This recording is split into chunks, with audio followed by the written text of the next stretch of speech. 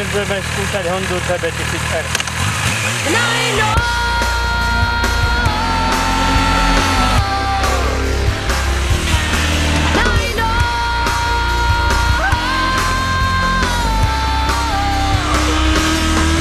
Myslím si, že hlavným ťahákom tejto motorky je vôbec motor, kde borci z Hondy sa moc nesnažili to vyhnať do nejakého vysokého výkonu, ale skôr spravili motor, ktorý ťahá úplne všade.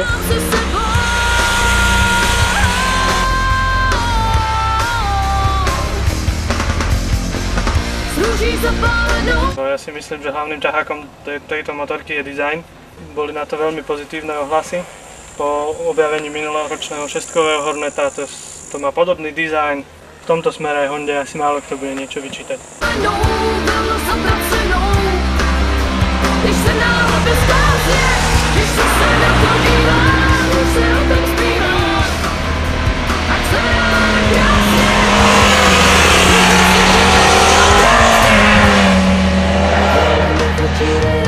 Brzdenie CBčky sa starajú radiálne štvorbriestiky Tokiko.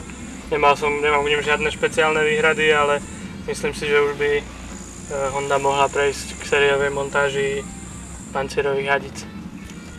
Napriek tomu ja by som troška mal nejaké výhrady voči tým radiálkam, a to len z toho dôvodu, že veľmi podobné brzdy, neviem teda či sú to není také isté, sa montujú na CBR-ku 600 a nástup brzd na tej CBR-ke bol oveľa lepší. Oproti tej CBR-ke je tam cítiť, že to mohlo byť troška lepšie.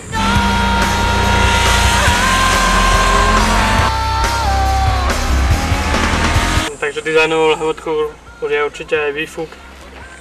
Viac menej hmota centralizovaná znovu pod motorom a veľmi krátky tlmič. Vyzerá to dobre, funguje to dobre.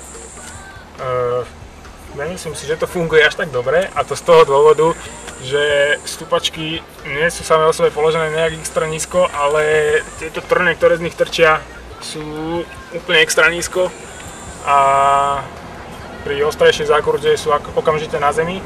Ak vám náhodou odpadnú, čo sa na druhej strane stalo, tak môže dojsť aj k tomu, že si usteliete niekde, pretože motorka sa celá nadľahčí a vyjdete von.